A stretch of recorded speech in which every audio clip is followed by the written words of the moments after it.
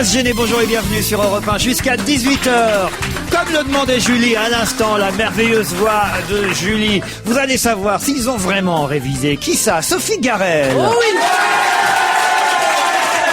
Pierre Bénichou. Philippe Tesson. Philippe Alfonsi. Et Jérôme Bonaldi. Toujours aussi fou. Il nous met l'ambiance, hein, on prend pour ça. Sans lui, je sais pas ce qu'on serait. Vous êtes au courant de la bonne nouvelle? Oui. On est vendredi et demain, pour la majorité d'entre nous, il n'y a pas école. Il n'y a pas d'école le samedi matin? Bah oui, il y a beaucoup de collégiens qu'on classe le samedi matin, qu'est-ce que tu racontes? Et heureusement, on les garderait le dimanche. C'est nul, Mais non, mais il y a deux Parce que zones. c'est nul. Vous connaissez savoir la bonne nouvelle? Je croyais qu'il allait dire je suis enceinte, un truc intéressant. Mais non, demain il n'y a pas école. Justement, il y a école le samedi, monsieur. Nous sommes en France, ici, Il y a deux zones en vacances. C'est en Demain. angle. Ah, il n'y a pas école de la semaine. Voilà. Parce que ce sont les vacances. Et pour les adultes, beaucoup. Il y a grasse mat, c'est bien. Philippe Tesson, vous êtes en vacances scolaires? Non, non, je suis en rattrapage, moi. C'est le grand-père du proviseur de Louis le Grand. C'est vrai que Philippe Tesson révise comme une bête parce que maintenant il a honte chaque vendredi quand il vient dans cette émission, ou chaque mardi, ça dépend des jours. En tout cas, quand il vient, parce qu'il n'est pas très bon aux questions. Philippe Alfonsi, lui s'améliore de semaine en semaine. Bah attends, ça Non, fait j'ai des remarqué. années. J'ai brillé une fois, mais une seule fois, malheureusement. Voilà, mais avec les deux Philippe, va falloir quand même être assez costaud, mon petit Bonaldi, parce que je compte sur vous pour répondre aux questions. Je compte pas sur Sophie qui vient ici on va dire En bouche-trou. en stage. Ça s'appelle comme ça. Elle vient en stage aujourd'hui, puis qu'on compte à Pierre. Alors Pierre, n'en parlons pas, il est déjà en week-end. Mais peut-être quand même vous allez pouvoir me dire quel est l'homme que nous verrons à 6h30 dimanche prochain, là, après-demain, sur les Champs-Élysées, et qu'on a vu exactement au même endroit il y a un an à la même date. À 6h30 du matin. C'est le type qui a tiré sur Chirac et qui revient faire un pèlerinage. Non, c'est pas ça? Pas du tout. Un gars qui a fait le tour du monde à pied. Non. Pas à pied, à la nage. Non. Il n'y a pas Mais fait le je tour sens du qu'il monde. y a le tour du monde. Non, il n'y a pas le Non, tour. il y avait un truc, il y avait un mot intéressant dans ce Qui a que fait le tour. Non. À pied. C'est qu'à pied, c'est un type À qui a pied. marché Oui. de Paris jusqu'à... et il est revenu à pied. Non, non. Ah, Ça c'est fait pas pas ça. un an, c'est un feignant. Là, franchement, si À vous quel- intéressiez Ouais, il y de avait près un à mot qui était l'actualité, bien, si vous c'était étiez un poil sportif, À quelle heure? à 6h30 le matin. Le matin. Un samedi à 6h30. Il y a Non, personne. un dimanche, encore mieux. Dimanche. Ah oui, oui. Dimanche, 6h30, il n'y a personne sur les champs. Si, il y a des gens qui sortent du Queens. Mais ils sont pas... ils C'est sont pas un en tenue de- sportif. Et c'est un marcheur. Sport marche. Ah oui. Ouais. Et c'est un gars dont on a parlé déjà il y a un an. Ah oui. Ouais, et on n'en a pas parlé pendant un an. Oh non. À 6h30, il fait jour. En général, on tourne des films, on prend des photos à ce moment-là, parce qu'il n'y a personne sur les champs. Ouais, c'est vrai ça. Bon. Mais c'est Alors- pas ça. C'est pas pour ça qu'il y est. C'est Non, mais pas parce c'est- qu'il n'y a personne sur les champs. Remarquez, vers 7h, vous le verrez avenue Foch, hein, Ah, c'est le postier. qui travaille le dimanche. Et alors Le seul facteur qui Et travaille alors le dimanche. Qui veut pas travailler le lundi, il avance son travail. Non. C'est le seul C'est un économiste. défilé. C'est un défilé, Un évidemment. défilé, alors allez-y, plus C'est un précisément. défilé. Un défilé de... C'est un défilé. Du 18 Ils partent à 6h30. Oui. Ils vont tranquillement, à Ouais. pied, hein. Ils Ouais. arrivent avenue Faute vers 7h. Ouais. Ils sont à la République vers 19h. Il serait pas statufié, votre bonhomme? Pardon. Il serait pas statufié? C'est-à-dire statufié. Ce serait une statue, en fait. Oui. Une statue qu'on déplacerait.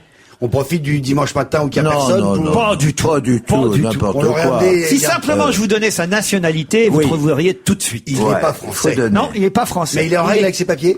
Ah oui, oui, je pense que oui. Et il est quoi? Ah bah, Ben, on avance un peu, quoi. Il est pas européen. il avance mieux que vous en tout cas. Est-ce qu'il est génétiquement hongrois ou pas? Non, écoutez, franchement, Philippe Tesson, vous qui êtes un grand sportif. C'est un footballeur. Non, c'est la non. course à pied, évidemment. alors c'est C'est le marathon. de Paris. le marathon de Paris. Excellente réponse.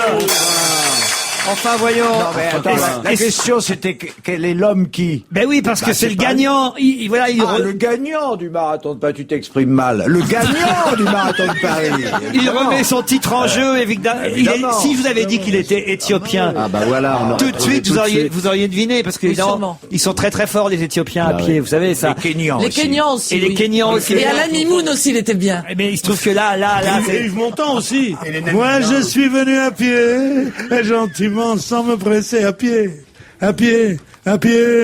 Oui, Jodassin aussi. Je me balade sur l'avenue, le cœur ouvert à l'inconnu. Non, c'est moins bon. Moi, d'abord, j'étais le premier à faire une chanson. Bon, enfin, ça a été longué à venir, le marathon de Paris, ce week-end. Et le gagnant remet son titre en jeu, l'Éthiopien. À partir de 6h30, ils seront réunis. La course part vers 8h, 8h45. Voilà. Et vous pouvez les voir sur les Champs-Élysées. C'est là d'où ça part, évidemment, le marathon de Paris. Je vais vous parler de Pipa. Ça va peut-être être plus facile pour vous. De Pipa, vous dites? Oui, Pipa. Oui, c'est pas sportif du tout. Mais Pipa commet une erreur grave depuis 2 semaines. Une erreur qui fait que Pipa risque d'être déçu quand on va lui dire. Non, Pipa n'est pas français, évidemment. Alors. Pipa est un singe. Bravo! Pipa. Non, pas un singe. Une gueulon. C'est un cacatoès. Qui Qui couvre des œufs en chocolat. Excellente réponse de Sophie Garel. Dis donc. Il y a 8 jours qu'elle couvre, et depuis pas qu'elle couvre des œufs en chocolat. Et quand on veut la distraire de sa couverie, comme dirait Ségolène, quand on veut la distraire de sa couverture, elle veut pas tellement qu'elle aime ses œufs en chocolat. Ce qui pose un problème. C'est que ce fameux instinct maternel n'existe pas. Moi, je crois que simplement, elle est dyslexique. Moi, je crois, elle est Miss Mexique, oui, parce qu'elle est pas Miss Mexique, c'est pas une cacatoès, c'est une cacaotesse. Ah, cacaotesse, bien sûr. Non, il paraît que cacao. Oui, ou une caca-cola, oui. Non, mais c'est pas par hasard que cette cacatoès, quand même, couvre des œufs en cacao. C'est normal. Hein. Moi, il n'y a pas de hasard dans la vie. Il n'y a pas de hasard, mais je trouve que il devrait y avoir une plainte des défenseurs des animaux. Vous savez, ceux qui disent, c'est quand même des personnes humaines, les animaux. Voilà, on devrait quand même, parce que c'est honteux de faire croire à un animal que ce sont ses œufs, alors que ce sont des œufs en chocolat. En même temps, moi, je trouve que ça sert de leçon. Elle a tous les avantages des gosses et aucun des inconvénients. Elle les couvre tranquille, et puis elle aura pas à se les respirer dans les années à venir. Mais il paraît qu'elle s'impatiente maintenant. Elle dit quand même il devrait être éclos et elle commence à taper dessus. Elle va s'apercevoir bientôt que c'est du chocolat et pas. Oui, c'est terrible comme histoire. Vous imaginez la désillusion de cette pauvre cacatoès, Philippe Tesson. Elle est là en train de couver ses petits œufs en chocolat. Elle sait pas elle que c'est en chocolat. Elle les couve et puis elle va attendre. C'est combien un œuf? Un œuf, ça dépend. Non mais à force ça finit par fondre. Pour la coque, c'est pas plus de 2 jours. Et puis pouf. Il n'y a jamais un petit poussin cacatoès qui va sortir de stuff. Oui, mais il va y avoir un petit coup, peut-être comme c'est du cacao, peut-être c'est un petit poussin noir qui va sortir. Vous vous rendez compte, tête du père. Mais Pipa habite dans un zoo. Alors ce qu'ils font, c'est dès qu'elle a un peu le dos tourné, qu'elle dort, pof, ils lui piquent un œuf, un par un, en espérant qu'elle soit un peu Alzheimer et qu'elle se dise tiens, ils sont partis vivre leur vie, voilà, tout va bien. Tu imagines les gosses qui vont récupérer ces chocolats pleins de fientes? Non, mais c'est cette folie de l'anthropomorphisme, comme on dit, de vouloir attribuer aux animaux toutes les intelligences, tous les travers, des choses. Même il y aurait des cacatoès qui auraient la maladie d'Alzheimer. J'ai jamais rien entendu d'aussi extraordinaire. C'est ceux qui battent de l'aile. Pauvre bête. Elle reconnaissait plus son père. Je jouais les papillons qui. Tu sais combien ça fait un papillon? J'ai appris ça en écoutant votre émission l'autre jour. Une journée. Ouais. Toute beauté pour une journée. C'est pas terrible, ça, les quoi. éphémères. Ah non, c'est un jour. Non, pas tous les papillons. Les papillons de nuit. Tu t'y connais quand même pas mieux que notre ami Patrice Lecomte, qui a travaillé pendant plusieurs jours. Il connaissait tous les noms. Il a fait un numéro qui n'en finissait plus d'ailleurs sur les papillons. Absolument formidable. Eh bien, il nous a dit que c'était un jour. Mais non, absolument pas. Mais arrête. Alors, c'est un con, mon ami Ruquier. Il l'a pas interrompu, les rien. Il disait, ah oui, un jour. Les papillons de nuit vivent un jour, mais les autres ne vivent pas. T'as jamais visité une volière de papillons? Non. Super. Il y en a une près de Nantes qui est extraordinaire. Il y a des papillons qui vivent 2 ans. Non, moi, c'est seulement un truc génital pour moi. Le nœud papillon. Non, ça c'est honteux, ça. Heureusement qu'on n'est pas en direct. Vous connaissez le dessin animé South Park, évidemment, qui fait scandale. Pourquoi ce dessin animé fait-il scandale depuis quelques jours à cause de la diffusion d'un épisode sur Channel 4? On voit des Irakiens. Chut, on ne souffle surtout pas dans le public, merci. J'ai oublié de le dire avant l'émission, il y a eu des fusillés dans le public, pour moins que ça. C'est vrai, hein, déconnez pas. Hein. Attention. Ou alors discrètement, mais... Ah il non, a une non, non. meilleure oreille que nous. Ah non, non, les auditeurs sont témoins, il y a eu des gens fusillés dans le studio parce qu'ils soufflaient la bonne réponse. South Park, au départ, c'est américain. Oui. Et là, c'est diffusé sur Channel 4 en Angleterre. Exactement. Ça n'a pas fait scandale aux States, ça fait scandale en Angleterre. Exactement. On Shocking. parle d'un truc très anglais. Oh my God, it's shocking. On parle de la reine. Oui. Et qu'est-ce qu'elle Fuck the fait? Queen. Qu'est-ce qu'elle fait dans ce dessin animé? Elle fait pipi. Non. La reine ne fait jamais Non, pipi. non, non. Alors évidemment, c'est un dessin animé qui représente la reine, hein, on est bien d'accord, vous connaissez South Park. Elle fait des trucs dégoûtants. Non. Que la morale réprouve. Non, non. C'est Elle physique. dit un gros mot. Non, elle dit pas un gros mot. Mais Non. c'est physique, ça atteint son petit physique. Un peu, oui, un Elle peu. est mal habillée. Intercédant. Elle est habillée ridiculement. Non, non, elle a sa couronne habituelle. Elle subit une agression. Pas vraiment. Le cep royal est une cuillère. Non. Elle est en état de... suce, qui a dit ça? Oh. Il y a un gamin dans la salle qui a dit à sa mère, elle suce. Ça, j'en reviens pas. alors. C'est Chanel en C'est chocolat. pas possible parce qu'on s'en sert pas. Mais elle Non, met mais quelque c'est chose. pas grave de dire que la reine d'Angleterre suce. Mais ce qui est grave, c'est de dire à sa mère, elle suce. Ça, c'est très grave. Alors lui, il sera fusillé. Oui. Mais elle met quelque chose dans sa bouche, en tout cas. Demande au petit garçon ce que c'est. Une banane. Non, pas une banane. Une pomme. Non. Un gâteau. Son doigt. Non. Un marshmallow. Non, c'est pire que ça. C'est pire que ça. Mais enfin, c'est quelque chose qui se mange quand même. Non. Et ça a rapport avec... On peut faire un jeu de mots avec My God? Non. Non. C'est Dieu quelque et chose mon qui doigt, se mange non pas. La photo de Blair, Non. c'est quelque chose qui se mange pas. Pourquoi l'Angleterre a-t-elle été choquée par ce dessin animé où on voit la reine? La tour de Londres. Qu'est-ce qu'elle met dans sa bouche et qu'est-ce qu'elle fait? Le drapeau anglais.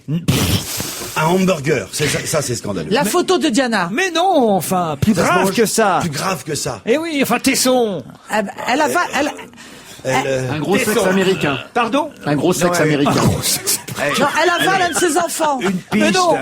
une piste. Comment ça, une piste? Bah oui, je vous demande une piste. C'est comestible? Alors, qu'est-ce qui est, Un indice, écoutez, je vais quoi. vous Allez, expliquer. un petit Qu'est-ce qui est effort. symbole de l'Angleterre? Allez-y. Trouvez-moi, un plum pudding. Moi, je fais des questions avec lui, donc. Qu'est-ce que le symbole Comme je trouve jamais aucune réponse, non, allez-y. Non, soyez gentils. Le symbole, qu'est-ce qui est plus anglais que l'Angleterre? Le breakfast. Mais non, Ben mais oui, elle met une tasse de thé dans sa bouche. L'Angleterre est Oh, scandalisée. shocking. mais Elle non, mange mais une ce tasse qu'elle de- met dans sa bouche, c'est pas du tout, et pas spécialement anglais. C'est dégoûtant. C'est pas dégoûtant. Ah bon? Non. Mais c'est symboliquement dégoûtant. Non. C'est choquant, en tout cas. Choquant. Ouais, Mais c'est choquant. choquant. En tout cas, ça a choqué les Anglais. C'est pas le fait qu'elle le mette spécialement dans la bouche, c'est que ça soit ça. Elle aurait pu le mettre ailleurs. C'est Mais après- ça aurait pas été choquant. C'est ce qu'elle en fait après l'avoir mis dans la bouche, évidemment. Elle aurait pu le mettre ailleurs, d'ailleurs. Il se trouve que là, c'est dans la bouche. Mais je suis surpris que vous ne trouviez pas cette réponse. Elle met un truc dans sa Mais c'est un bouche. truc vivant? Pardon? C'est un truc vivant? Pas du tout. C'est un objet alors. C'est un objet. Un C'est un- suppositoire. C'est en plastique. La reine ne se met pas les suppositoires dans la bouche, enfin si, voyons. ça peut choquer. Et alors avec la Quoi, gueule c'est qu'elle a. un être C'est en métal. C'est en métal. Pardon? C'est en métal. Voilà, monsieur Bonal dit ça fait avancer C'est la en question. métal. C'est en métal. Une balle. Une balle. Une balle de fusil. Ah non, une balle, c'est Alors pour le allez-y, trou. plus carrément alors. Alors un fusil, un revolver dans la bouche. flingue dans la bouche Et elle vomit. suicider. Et elle vomit. se- elle porte Et elle se la tendance de tue. se suicider. Elle se tue. Elle se suicide avec un revolver dans la bouche, Excellente la réponse reine de Laurent d'Angleterre. Bonne réponse de Sophie Garel et Jérôme Bonaldi. Non, ça, c'est choquant. violent, hein. Vous imaginez que ce soit choquant quand même. Bien sûr. Ah bah oui, c'est inadmissible. Bah c'est choquant surtout qu'elle se soit ratée. C'est un dessin Non, animé. on verrait Madame Chirac faire ça, tu serais contente, toi? Bon, alors. tu vois. Non. Arrête quand même. Faut penser aux Anglais aussi, hein. C'est quand même des gens, c'est nos alliés pendant la guerre, hein. Fini le temps de Jeanne d'Arc et tout ça. Moi, j'ai pardonné. Non, mais c'est Ils vrai. aiment beaucoup les animaux, en plus, les Anglais. Il y aura un dessin animé qui montrerait bon exemple de la part de Monsieur Pierre. Merci. Voilà, un dessin animé qui montrerait Bernadette Chirac en train de se flinguer un revolver dans la bouche. Je suis sûr que ça ferait scandale chez nous aussi. Ah, moi, je quitte le pays. On a vu pire ici, hein. Ah oui? Bah oui, oui, oui. Qu'est-ce qu'on a vu chez nous? Au Guignol. Ah bon, caresser son sac. Ben oui, enfin, c'est voyons. pas méchant. Vaut mieux avoir un orgasme que de se suicider, quand même, franchement. Ça défend. Avec qui? Faut mieux une petite mort qu'une grande mort. Qui, oui, c'est vrai. Qui a déclaré « Il n'y a rien de meilleur qu'une bonne Mirabelle bien moelleuse ». C'est Ségolène. Ségolène Royal, bonne réponse de Jérôme Bonaldi. T'as une baguette pour taper sur la cymbale. Comment tu sais ça? Elle a des Parce qu'elle trucs simples, elle est retournée dans son village où elle avait grandi entre 10 et 18 ans, dans les Lorraine, Vosges. à Chamagne. À Chamagne. Et quand elle était petite là-bas, c'est là qu'elle a appris, je cite, c'est là que j'ai appris le passage des saisons. Nous dormions, le dortoir des filles d'un côté, le dortoir des garçons de l'autre, il faisait froid, la vie était difficile. Le dimanche, on allait à la messe, et après les vêpres. Elle dit ça. Et je me rappelle de la cueillette des Mirabelles, point. Quelle est la phrase exacte? Je suis de la ruralité. Oui. Je me souviens du ramassage des Mirabelles qui servait à faire de l'agneau, dites donc. Bien sûr, l'alcool de Mirabelle, c'est très connu. Elle a eu une jeunesse plus facile que moi, parce que moi c'était les figues de Barbarie que je ramassais. Je peux te dire que j'ai pas pu faire du piano après. Elle a piqué ça à Beauvais. Elle a Même visité que ensuite ça son s'appelait Higo di Pala. Ego de Pala en espagnol. On s'arrache actuellement le faux cul. Alors tu nous quittes, Il y en a quelques-uns, oui, c'est vrai. tu nous quittes, son. Voilà. Ah, t'es obligé de partir, t'as plusieurs rendez-vous, alors. Actuellement, voilà, Oui. tout le monde achète du faux cul. Oui. Enfin, bon. tout le monde, une certaine catégorie de personnes. Moi, je sais ce que c'est que le faux cul. Allez-y. Alors, vas-y. Le faux cul, ça date d'il y a très longtemps. C'est un truc qu'on se met Oui, c'est sous la- autour de la taille Oui, ça s'appelle le tur. et sur les reins au balai, pour faire semblant, pour donner l'impression qu'on a des fesses rebondies Oui. quand on a le cul plat. Voilà. C'était les C'est jupons ça qu'on gonflants. appelle un faux cul. Alors le résultat est pas loin d'être ça, mais c'est pas du tout ça. Si vous voulez, Focus est une marque qui ça s'appelle Focus. Bonjour monsieur, je voudrais du faux cul. Bah, c'est du papier cul qui a été recyclé. Non, ça s'achète sur les Champs-Élysées, le faux cul. Ça se mange, ça se mange. Mais qu'est-ce que c'est? Ça se Pardon, mange. Ça se mange. Ça se mange pas, puisque le résultat, c'est vrai, Pierre a raison, Oh, c'est c'est D'avoir des sur- fesses rebondies. c'est d'avoir Ah des- oui. Non, si vous permettez. C'est une crème grossissante ou amincissante pour les Non, fesses. c'est un Une coussin crème. de matière plastique, très, Un coussin de province, évidemment. mais- très maniable et très léger dans une matière, une espèce Non, de c'est polystyrène. chez Sephora. Bah, Bon, c'est une crème pour le corps. Ah, mais, c'est mais pour qui aussi Pour les hommes. Pour les hommes. Bonne réponse de Sophie Garel. Ça Tu fait t'es pas déplacé pour rien, Pour Sophie, les quand même. hommes, mais il faut que j'aille demander à mon marchand de Oui, Port c'est pour lui. Jartel. Non, t'en as pas, Comment pour les hommes pas besoin, C'est toi. pour lutter contre les non. poignées d'amour. Alors, je sais pas après quoi je m'accrocherai, moi. ça, voilà, les hommes de plus en plus succombent aux produits minceurs, crème anti-poignée d'amour, boissons drainantes contre la bedaine, patch pour sculpter les abdos, produits minceurs spécial hommes font un tabac dans les boutiques, des grands parfumeurs. Bon, alors Sephora, il y a Marionneau, je sais pas comment on dit. Marionneau, voilà. Oui, soit amoureux d'un Chine. bouquet d'agneaux. Et les autres. Et alors, le produit qui fait tabac en ce moment, dans la marque Nickel, c'est le produit Faux Cul, un tube de crème Bah, c'est normal, c'est un tube. Hein. qui, effectivement, est prisé par les mâles pour affiner le galbe de leurs fesses, Pierre. Alors c'est le contraire du faux cul de l'époque. Le Oui. faux cul à l'époque en 1900, c'était justement pour avoir les fesses plus rebondies. Et c'est un là, nom, c'est un pour- nom exact, turbigadin ou Non, turbigadon, un nom comme ça. moi, Oui, je oui. me souviens de Louis Mariano, Un ils sont- dictionnaire, c'est un nom exact. Les auditeurs vont nous le dire. Un nom exact. Ça s'appelait pas le faux cul à l'époque. C'était ce qu'on mettait sous les robes de princesse. Mais non, il y avait évidemment, il y avait ce qu'on appelait le serre-taille et il y avait Ça les n'a rien à crinolines, voir. les crinolines. Mais non, mais ceux qu'on mettait sous les crinolines pour gonfler la robe. Ah, moi, j'ai jamais été sous les Ça avait crinolines. un nom. Ah oui, une espèce de cerceau, là. Virtugadin, ça s'appelait. Le Vertugadin. Vertugadin. voilà. Vertugadin, bien sûr, un J'ai pas Vertugadin. fait de mots croisés depuis une semaine. Et qu'est-ce qu'on mettait pour cacher la naissance de la poitrine? Une Une cagoule guépière. pour moi. Non, on mettait un petit mouchoir qui s'appelait, c'est le plus joli nom de l'habillement français, Alors une modestie. Oh, ce que c'est gentil. Vous saviez pas ça? Mais je ne peux plus rester là, Patrice, partons. Non. Bon, enfin, là, je signale Philippe Tesson que vous êtes lamentable depuis le début de cette Comme d'habitude. Il a un charme. En tout cas, Question pour lui, peut-être. non, parce que là, franchement, À la entre, télévision, il joue de son physique, mais ici, tu peux pas. entre Pipa, dont vous ignoriez qu'elle était en train de couver des œufs en chocolat, la reine d'Angleterre, dont vous ignoriez qu'elle se suicidait avec un revolver dans le dessin animé South Park, entre Ségolène Royal, dont vous ignoriez qu'elle aimait les Mirabelles, Et enfin, la crème. Je pensais qu'au moins la crème faux cul. Vous auriez su ça, Philippe. Enfin. Non, le prochain, je sais. Le prochain. Ouais. Qui a dit si Delarue avait été un noir ou un maghrébin, il serait déjà au trou? Sevran. Non. Non, c'est un religieux islamiste qui s'appelle l'émir Abel. C'est pas ça? Alors là, bon, C'est un steward. Oui, c'est facile de critiquer. Je ne dis pas que c'est toujours drôle. Mais moi, au moins, je mouille ma liquette, moi, monsieur. Si Delarue avait été un noir ou un maghrébin, il serait déjà au trou. Qui a fait cette déclaration provocante, quand même? Je crois Un homme que politique? Non. ça doit être quelqu'un dans le genre... Ça, Tessot, vous devriez savoir, quand même. Hein. Non, mais c'est pas un chanteur de rap? Non. Pas du tout, alors. Hein. C'est un artiste? Non, on peut pas dire non. C'est pas un comique. Non. C'est quelqu'un, on va dire, qui est l'équivalent de Pierre. C'est un peu l'équivalent de Pierre Bénichou, pour tout vous dire. Mais dans quel domaine? Raymond Barre, non, c'est pas Raymond Barre? Pas Raymond Barre. Ouais, qui va mieux. Hein. L'équivalent. Tant mieux qu'il aille mieux. On peut pas laisser un Français innocent mourir de l'infarctus, quand même. Je savais pas que t'avais un équivalent. C'est Gérard quoi Miller. l'équivalent de Bénichou? Non, pas Gérard Miller. Pierre Bénichou. L'équivalent de Pierre En Bénichou. général, quand il dit l'équivalent, c'est tragique. L'équivalent au féminin, évidemment. Qui, Brigitte Bardot? Non.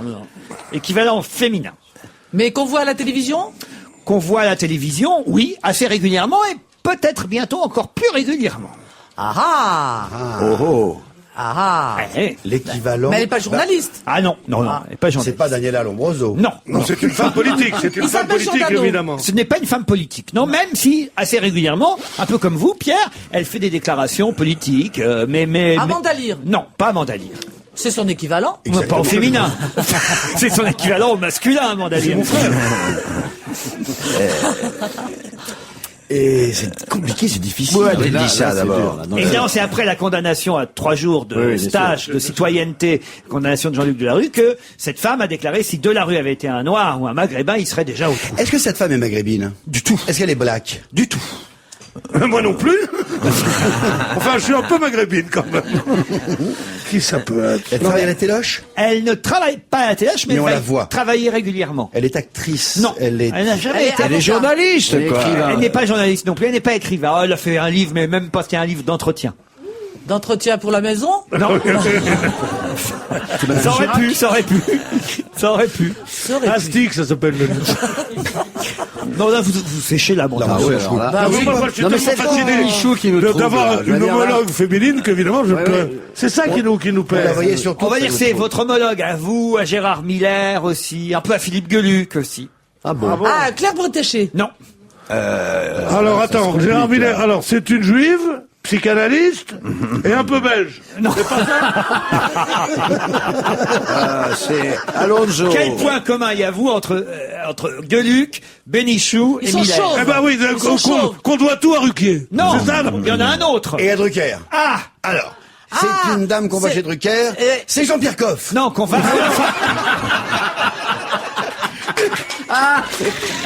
qu'on va voir chez Drucker. Qu'on va voir chez Drucker. Ah bon.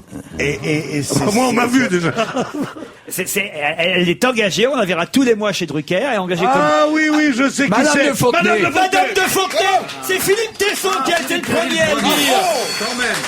Bravo Philippe Tesson. Madame de Fontenay. Ah oui, c'est mon homologue et ta sœur, c'est quoi? Non. Mais je suis flatté parce que j'aime beaucoup. Non, j'aime beaucoup Madame de Fontenay. Non mais voilà, elle vous succède sur le canapé de Michel Drucker. Elle vous succède à la place de voilà que vous De avez. qui sur le canapé de Michel Drucker? Pas de truc. Ah, bon, très bien. Et je suis très content. À la place que vous occupiez sur le canapé de Michel Drucker. Avec Gueluc et Miller, bien sûr, notre point commun tous les trois, c'est qu'on a, Ah bah enfin. on a travaillé pour les Drucker pendant la guerre. Non mais c'est vrai. Et voilà, et Delarue, qu'est-ce que je dis Delarue Non. Geneviève de Fontenay, elle va y travailler. C'est elle qui a fait cette phrase terrible sur notre ami et collègue. Oui, mais elle est bien politiquement. Elle disait qu'elle voulait voter pour. D'ailleurs, pour ce qu'elle dit est vrai d'ailleurs. Oui. Ah, il s'est dit, ouais. Plus exactement, si Delarue n'avait pas été Delarue, il serait déjà au trou. Oui. Pour être tout à fait précis. C'est un peu vrai ce qu'elle dit, mais c'est pas tout à fait vrai. Non, mais c'est vrai, si Delarue n'avait pas été Delarue, il aurait été arrêté à son descente d'avion, non? Non, mais le révolutionnaire que tu es veut nous faire croire qu'il y aurait... Je suis pas un révolutionnaire. Qu'il y aurait une justice de classe en France. Non, mais c'est pas ça. Je suis pas un révolutionnaire, je suis un homme juste, mais pas un révolutionnaire. Un homme juste, tout simplement. Ah, t'es d'accord? Elle a 40 ans de carrière et on peut la voir tous les jours sur la ligne 9 du métro parisien. De qui s'agit-il? Oh, c'est un homme. Geneviève de Fontenay. Pardon? Micheline. Micheline, non. Elle a 40 ans de carrière, Oui. et on peut La voir sur la ligne 9 du métro parisien. C'est quoi la ligne 9? Alors, la ligne 9 du... Je sais pas, vous me posez pas de Bah questions. oui, mais C'est très important, ça. Il y a Si énormément vous ne révisez d'auditeurs. pas, mon cher, comment voulez-vous qu'on fasse? Énormément Ça d'auditeurs manque ne de sont pas travail, hein. parisiens. C'est quoi la Qu'est-ce que ligne vous êtes neuf? parigot tête de veau dans vos questions? C'est dingue. Oui, c'est fou. Ah ouais. Je ne suis pas C'est pas parisien. moi, je connais pas toutes les lignes par cœur. Bah oui, forcément, à Rouen, il n'y a pas de ligne, il y a un pont transbordeur. Ah, il y a un métro à Au Rouen. Havre. Ouais, mais au Havre, il n'y en a pas. Bon, alors, ça a un rapport avec la machine? Bah oui, sans doute. Avec quelle machine? Avec la machine, avec le métro lui-même? Non, du tout. Du tout, avec les pas la rails? motrice. Non. C'est pour ça qu'il faut savoir qu'elle Elle est dans le métro, elle est sous terre. Non. Avec la décoration? Non. Elle est sur la ligne 9. Pardon? Elle est à l'extérieur, c'est une bouche de métro. Bah, elle est dans le métro. Elle est dans le métro. Et voilà, parfois elle est sur le quai, parfois elle est sur puis parfois elle sort de la bouche du métro. C'est madame... Puis elle rentre chez elle. Je fais des petits trous. Non. Madame Pipi? Non. Madame Pipi? Mais c'est quelqu'un de vivant? Oui. C'est quelqu'un d'humain? Oui. Alors, il y aura plus de chauffeuses de métro. Non. Il y aura que des Oh, chauffeurs. bah attends, c'est Georginette qui prend sa retraite à la RATP. Pas quoi. du tout, c'est quelqu'un que vous connaissez bien et je crois que Pierre Bénichou l'adore. C'est l'équivalent de Pierre Bénichou en femme. Et qui prend le métro. Mais, Geneviève de Fontenay. mais pourquoi elle prend plus le métro? Elle est morte? J'ai pas dit qu'elle prenait plus le métro, je vous dis qu'on peut la voir sur la ligne 9 quasiment tous les jours. Depuis 40 ans. Depuis 40 ans. Elle fait la manche? Ah non, j'ai pas dit ça. Depuis 60 ans. On a compris comme ça. Ah non, j'ai dit qui a 40 ans de carrière et qu'on peut voir sur la ligne 9 du métro tous les jours. Ah, c'est un chanteur de rue. C'est un chanteur de métro. Pas du tout, c'est quelqu'un qui a fait une brillante carrière depuis 40 ans. Artistique? Artistique. Qui chante, qui danse, qui... Qui danse. Non, elle a jamais beaucoup dansé, mais elle a beaucoup chanté. Et elle chante toujours. Mais Et c'est on va quoi, même la- écouter un titre de son tout dernier album, là, tout de suite après. Juliette Gréco. Pas Juliette Gréco. Nicoletta. Nicoletta. Nicoletta, Ah, bonne non, en même réponse temps. de Pierre Bénichou. Mais j'ai toujours pas compris. Alors, pourquoi la ligne 9, là? J'ai pas Parce que c'est la ligne qu'elle prend, elle le raconte à Paul Vermus chez elle. aujourd'hui pour rentrer chez elle. Elle dit, moi voilà. On lui en dit des Tu choses vois, à Vermus. J'avais fait l'impasse sur la ligne 12 de Vermus, dis donc, putain. Et voilà, elle dit, moi je continue à prendre le métro normalement, ligne 9, ça m'emmène directement chez moi. Nicoletta qui sort un nouvel album. Et franchement, écoutez, c'est vachement bien les chansons de Nicoletta. Le rendez-vous.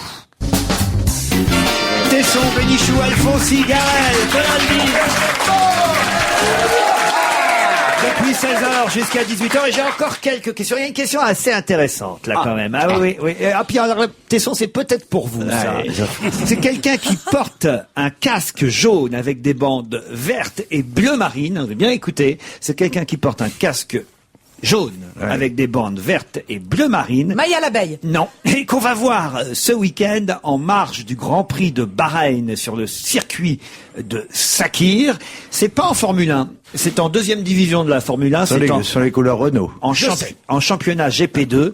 Et pourquoi ce garçon qui porte ce casque a sa photo dans tous les journaux alors que bon, pour l'instant, il est même pas en Formule 1. C'est à cause de son nom. Ouais. À cause de son papa ou de son oncle. Son oncle, Parce qu'il Villeneuve. s'appelle Non. Senna.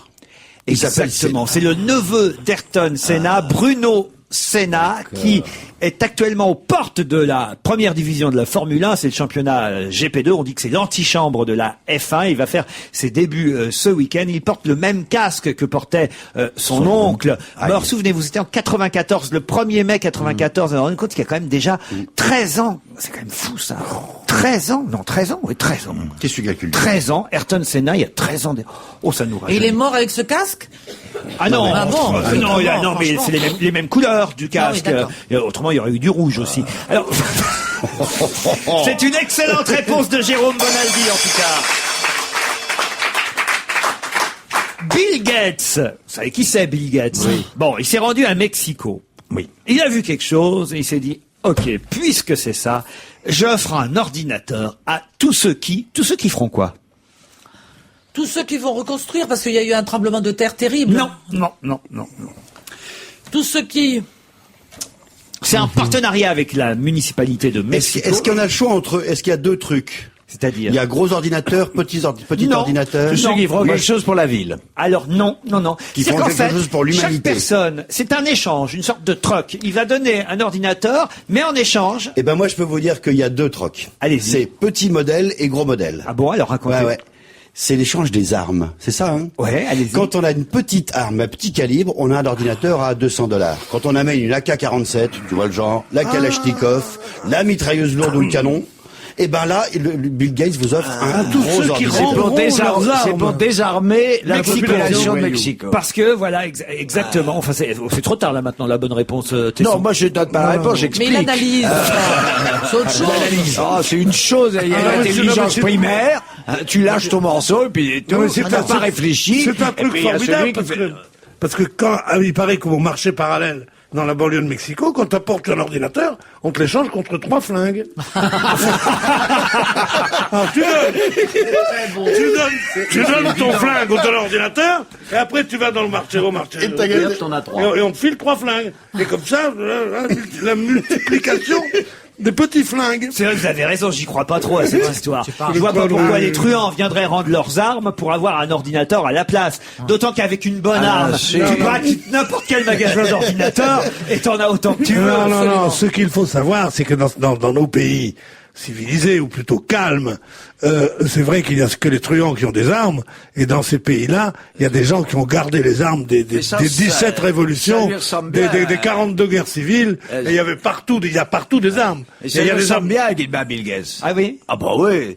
Bill Gates, c'est un grand môme, évidemment, c'est un capitaliste mûr. Mais enfin, dans ses comportements sociaux, moraux, comme ça, c'est un grand môme. C'est un utopiste, un idéaliste, Bill Gates. Il fait des tas de choses comme ça. De confondre la compétence et la bonne volonté? Le budget caritatif de Bill Gates, je crois que c'est le plus grand budget privé qui existe au monde. Ah oui. Et il aime bien ça. Il donne beaucoup d'argent pour les œuvres. Exactement. Mais en même temps, faut dire qu'il en gagne beaucoup aussi. Il gagne bien, encore plus. Il gagne bien sa vie. Encore plus. Moi, je connais un cousin à lui. Il paraît qu'il gagne très bien.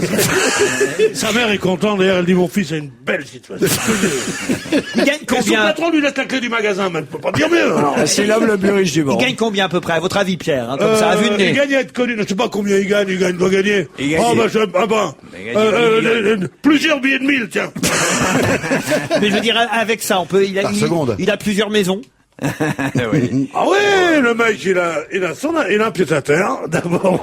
Mais évidemment, ils ont même plus de maison, tellement ils sont riches, ces gens-là. Ah oui. Ils ont même plus de vêtements. À force de les disséminer dans toutes leurs maisons, ils se font faire des costumes, d'ailleurs, lui, il s'habille chez Gap. Il s'habille plus, tous ces gens-là. C'est à vous dégoûter d'être riche. Ils ont plus de maison, parce qu'ils en ont trop. Ils ont plus de vêtements, parce qu'ils les laissent partout. C'est des gens de mecs qui disent, dis non, vieux, tu peux me prêter une cravate? Il y a 10 ans, j'en ai pas mis. Ils font comme ça. C'est des cons, les riches. Non, mais c'est vrai, vous les connaissez, les riches. Les riches sont cons, la plupart. De temps en temps, t'as un riche, bien comme ceux qui ont des postes de radio, des compagnies de genre Airbus, ADS. De temps en temps, t'as un riche qui est bien. Mais les autres, c'est des cons, les riches. Je voudrais vous parler du pape Benoît XVI. Pas un rond, lui, il paraît. Alors, Comment il va? Il va bien. À mon avis, il va bientôt recevoir un poisson de la chaîne. Vous connaissez la chaîne Kentucky Fried Chicken, mon cher. Oui, KFC. KFC. Pourquoi il va recevoir un poisson de cette chaîne de fast-food? Mais c'est pas du poisson qu'ils font, c'est du fried chicken qu'ils font, c'est du chicken. Non, il faut aussi des sandwichs au poisson. Ah d'accord. Ouais. Il va recevoir un poisson. Sandwich. Eh oui. Un poisson de KFC, Kentucky C'est pour Fried illustrer Chicken. sa messe, pour le... Non. Parce qu'il est du signe du poisson, tout simplement. Oui, voilà. Et heureusement qu'il n'est pas du signe du steak haché, parce que par exemple, C'est une bonne réponse? pas du tout. Ah merde. Et c'était au mois d'avril, alors ils sont un peu en retard. Non, chez KFC. non, Parce qu'il a des yeux de poisson frit. Non, c'est la chaîne KFC qui va lui envoyer un poisson. Parce qu'il a dit du mal en disant que c'était pas bon et KFC va Pas lui du dire tout. tenez monsieur goûter. Pas du tout. Un poisson au pape? Moi, j'oserais pas. C'est la chaîne Kentucky Fried Chicken. KFC. Kentucky Fried Chicken. Is my husband of Il Kentucky décide Fried d'envoyer Chicken. un poisson à Benoît XVI. Mais un Est-ce que poisson c'était- comment? Un poisson pané, un poisson frais, un poisson Poisson en boîte? d'avril? Parce que c'était le premier symbole chrétien. Non, pas du tout. Non. Ça va, un poisson dont ils servent pour faire leur sandwich. Oui, évidemment. Alors c'est de la morue? Non. Non. Un poisson. C'est un Saint-Pierre. Un Saint-Pierre. Un Saint-Pierre, un filet de Saint-Pierre. Normal. Non. Ça serait amusant. Oui, je sais pas exactement. Je connais pas la marque du poisson, comme dirait l'autre. Vous savez pas ça. Ah, mais c'est un poisson, en tout cas. C'est celui qu'on retrouvera dans leur sandwich. Voyez? Ouais. Dans le fish burger KFC. Et c'est Pour le parce que- bénir. Ah non, je sais, C'est pour c'est un leur pub. échange. Vous avez dit quoi? Qui a dit Pour le quoi? bénir. Qui a dit ça? Moi. Bonne réponse de Philippe Alfonsi. Mais à quoi sert un pape si ce Mais n'est pas pour pourquoi bénir ils vont le bénir? je Ils comprends vont pas. lancer Faut avoir de le la Kentucky Fried Fish chez Kentucky Fried Chicken et ils veulent demander à Benoît XVI de bénir leur nouveau sandwich au poisson. C'est normal, d'ailleurs, il l'a C'est mieux que fait. de bénir les canons. C'est un hein, c'est baptême. mieux. Et ils lui ont demandé s'ils pouvaient pas mettre dans la prière un truc, donnez-nous aujourd'hui notre poisson de chaque jour, un truc comme ça. Alors il a dit non, je peux pas, Ils je peux sont pas. forts en communication. Il a hein, demandé chez ces trop gens-là. cher et les boulangers, il paraît qu'ils avaient payé très très cher pour le pain. Ça va donner Holy Fish. Pardon? Ça va donner quoi? Ils vont après prétendre dans la pub, dans le marketing que leur poisson est béni. Ah oui, c'est du pain béni, du poisson béni. Mais il va le faire, vous croyez? Ah, on sait pas s'il va le faire. Ah, moi je crois pas. Il se fait payer cher. Un type alors. comme Benoît XVI le fera pas. Il prend 4%. Ah, à sa place, vous le feriez? Oh non. Là, il faut bien. Et si je lui fais 4% du chiffre d'affaires? Hors taxe. C'est une sponsorisation Non, comme mais une non, autre. mais non. Ah, si. Non, l'église n'a pas à être Paris, sponsorisée. L'église n'a pas à être de quoi sponsorisée. vivrait-elle Être sponsorisée, c'est prendre aux riches. L'église prend aux pauvres, comme vous le savez depuis longtemps. Arrêtez. Dernière question pour aujourd'hui. Ce facteur est arrivé... Besançon. Non. Ce facteur est arrivé... Ça aurait pu. Ce facteur est arrivé en larmes à Plélan-le-Grand, en Île-et-Vilaine, à la fin de sa course. Pourquoi? Pourquoi? Pourquoi? C'était sa retraite. Non. Il est à la fin de sa course, hein. Il arrive à Plélan-le-Grand, dans l'Île-et-Vilaine, et il est en larmes. Mais oui, mais il est arrivé par la mer. Oui. Ah, c'est le type qui a fait le tour du monde. Il a pris un an sabbatique. Et pendant 4 ans, il a pas pris de vacances. Il a accumulé ses jours de congé. Et il a pris un bateau, il a fait le tour du monde. Il a chaviré 4 fois. Il a gerbé, il était malade et tout. Il a fini son tour du monde. Pourquoi C'est il lui. pleure? Excellente. Il pleure de tout joie. chez lui. Il pleure de joie. Après, Ah, c'est bien comme histoire. après, tu t'étonnes qu'il y a du retard dans le courrier.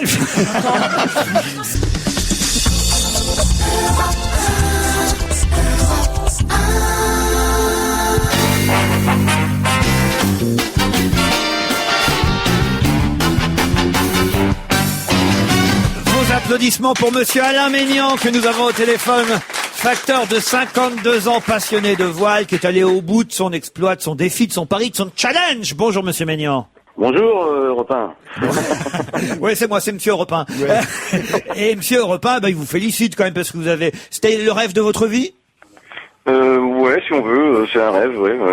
Enfin, une grosse préparation pour un rêve comme ça. Mais pourquoi vous vouliez faire ça alors, si c'était pas votre rêve vraiment? Ah ben parce que j'aime bien les défis, le sport, j'aime bien l'endurance, donc ça correspondait à ce que j'avais envie de faire, une longueur d'effort en longueur en fait. Puis vous en aviez marre d'être à bicyclette peut-être? Ah bah ça change carrément.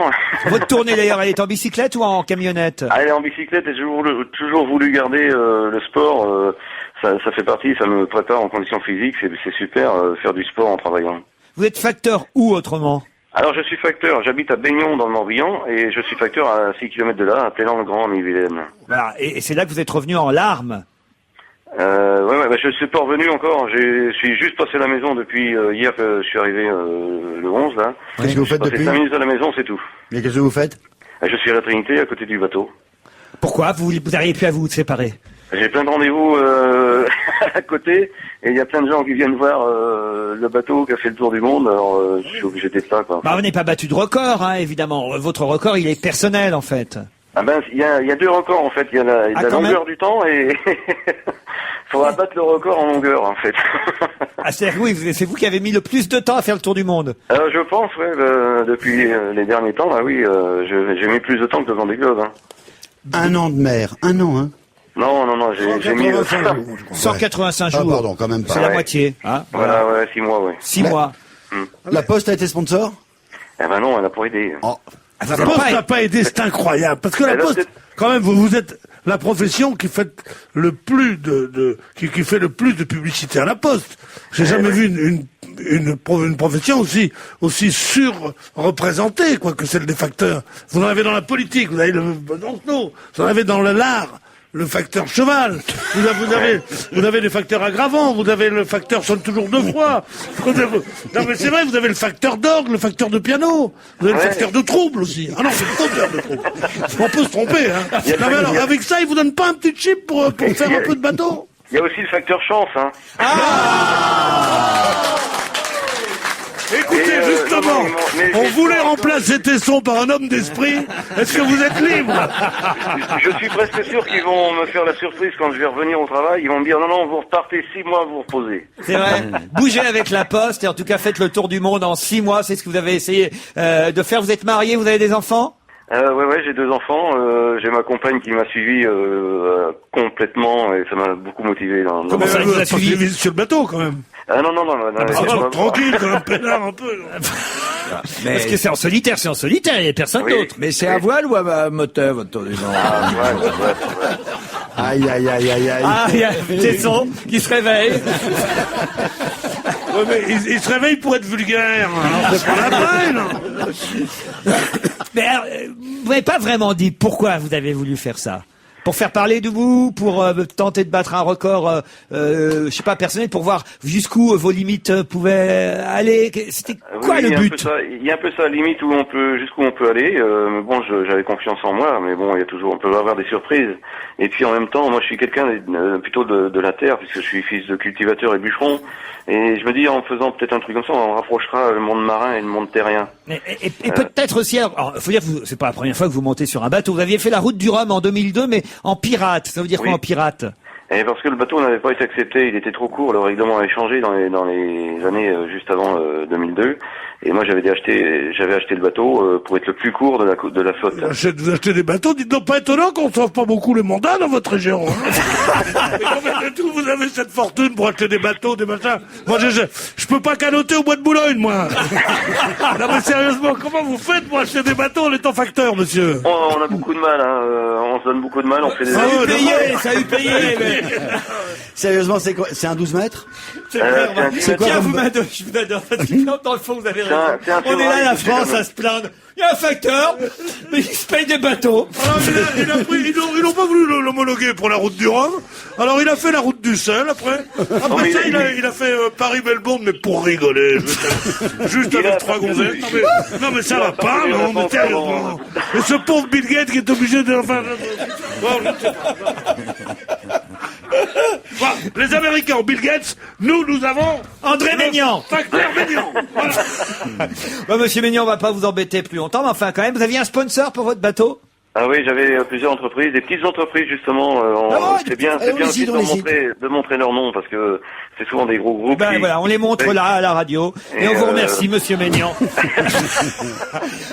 Encore bravo. Oui, merci.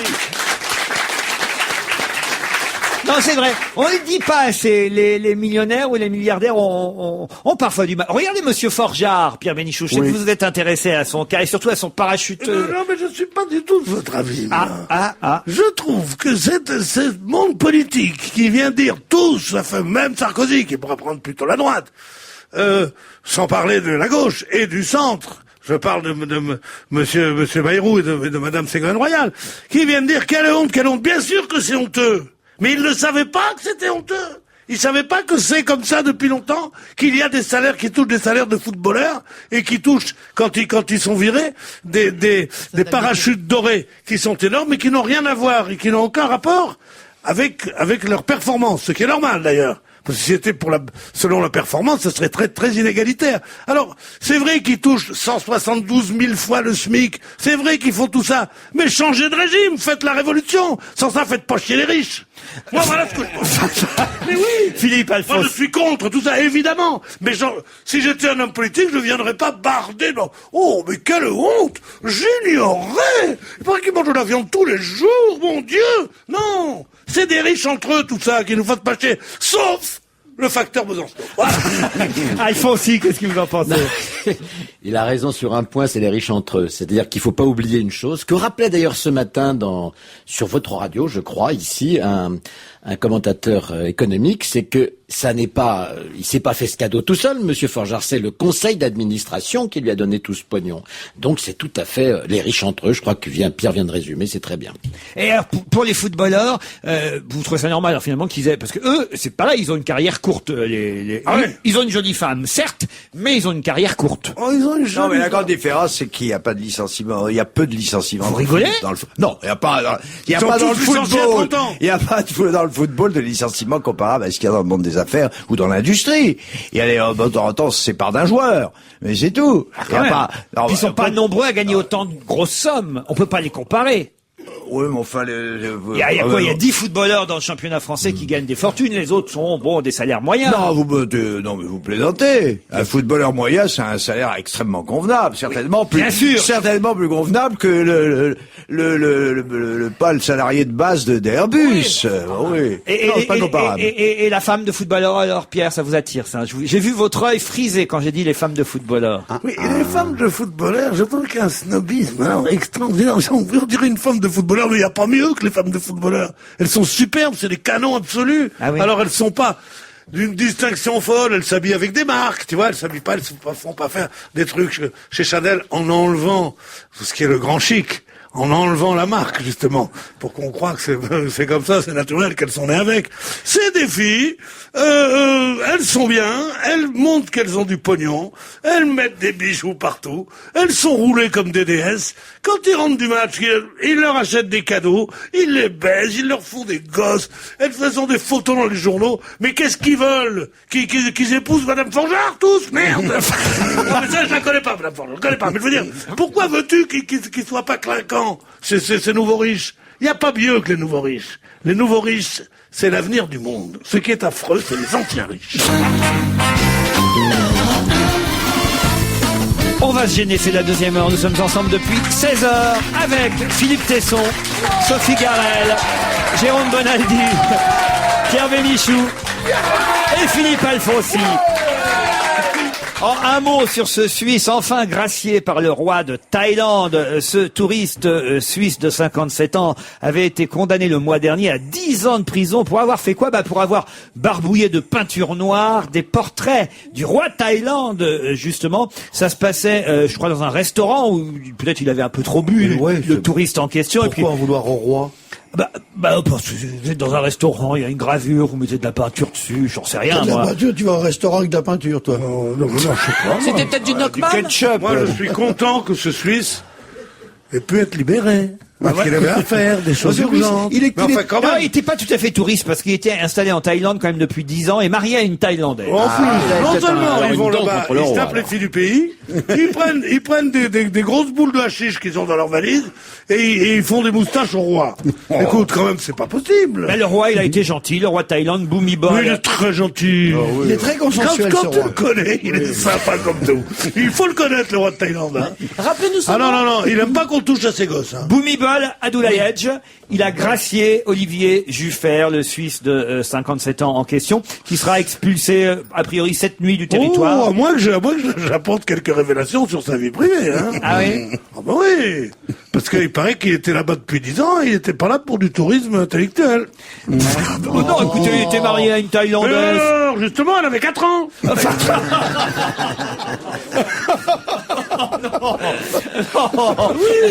Non. Moi, j'aime pas qu'on rie avec ces trucs-là, mais quand même. Bon, alors, je vous emmène plutôt en Guyane. Mais quelqu'un viendrait ici, un Thaïlandais viendrait ici, et il commencerait à jeter du Beaujolais sur la tête de Chirac dans un restaurant. Tu mettrais pas 10 ans de prison, toi?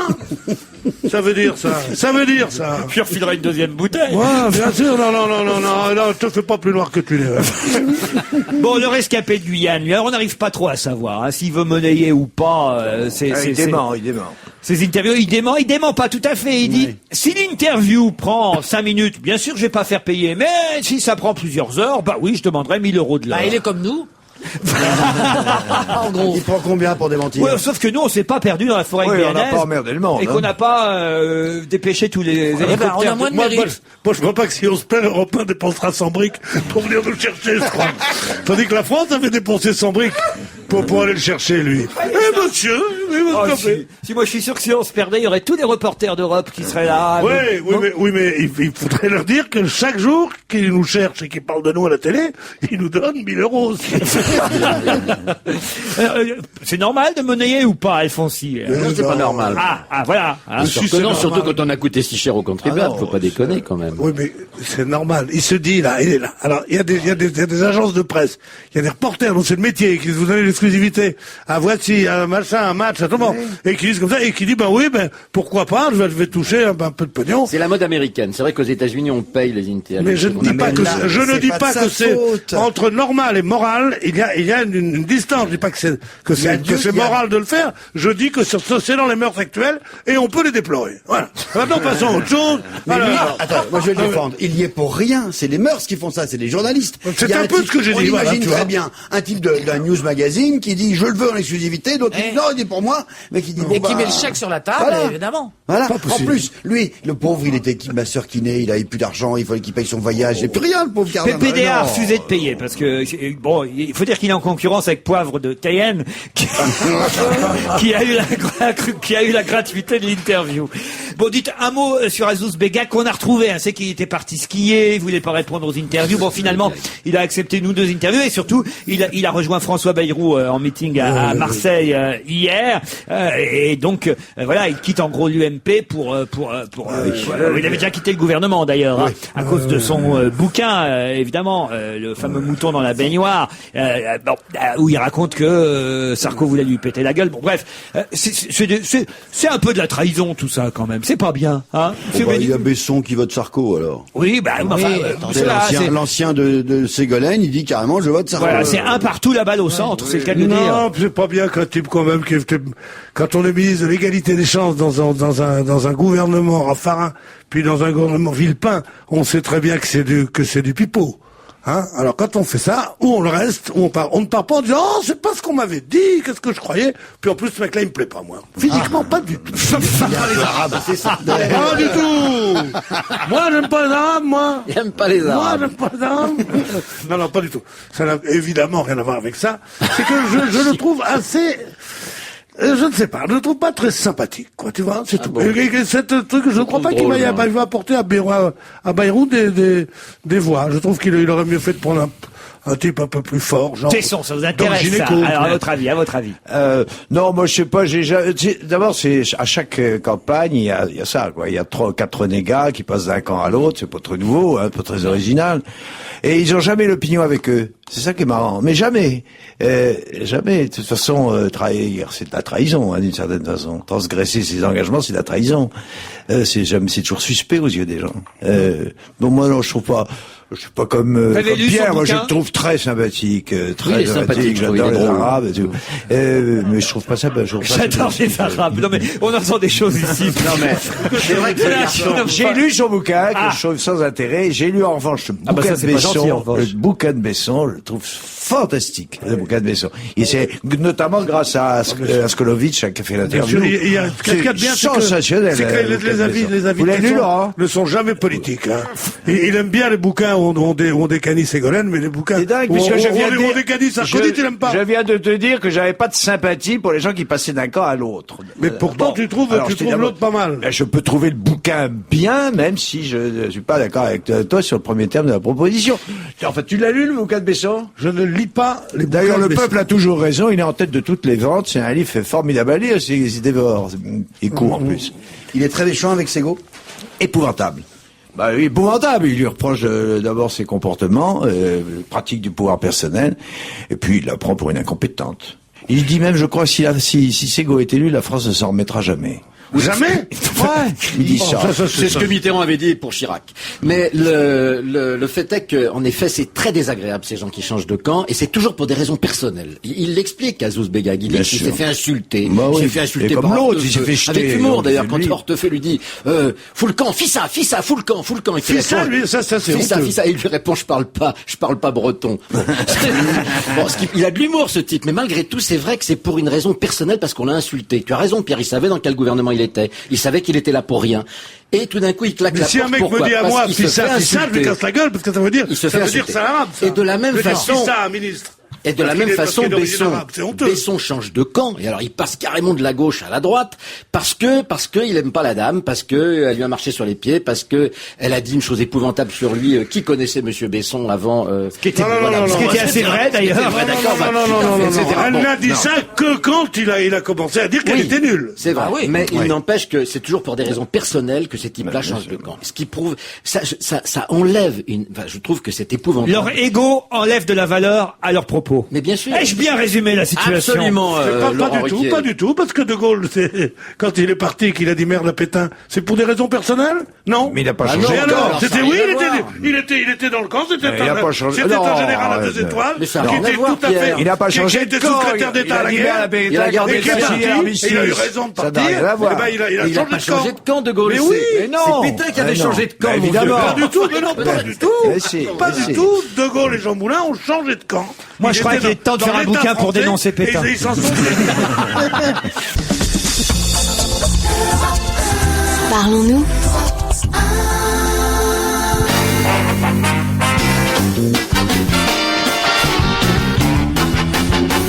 Sophie Garel, Jérôme Bonaldi, Philippe Tesson, Pierre Bénichou, Philippe Alfonsier au téléphone. Roger Isabelle pour notre week-end sportif. Roger sportif devant la télé pour la plupart. Remarquez, non, il y a des compétitions qu'on peut aller voir, on peut y assister en live. Par exemple, le Paris-Roubaix, il y aura du monde le long des pavés, j'imagine. Bonjour, Roger. Oui, et dans toutes les zones pavées, il y en a pas mal. Il y a à peu près 51 km 400 zones pavées sur 259 km de course. Entre Compiègne et Roubaix. Oui. Alors c'est la plus ancienne classique de l'histoire du vélo, ou en tous les cas une des plus vieilles. Ce qui va être décevant, c'est qu'il devrait faire beau.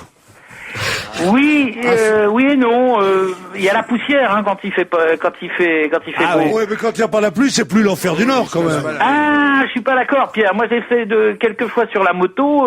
Dans la poussière, c'est quand même difficile à vivre. Hein, moi, j'ai fait aussi en 2 roues, mais sans moteur, moi. Il y aura la différence entre les jeunes pousses et les vieux. Moi, j'ai fait ça avec Vietto. Tu te souviens de Vietto? Oui, tout à fait. Et puis alors, sur la moto, il y avait Jean-Paul Olivier. Non, Jean-Paul Bouchon.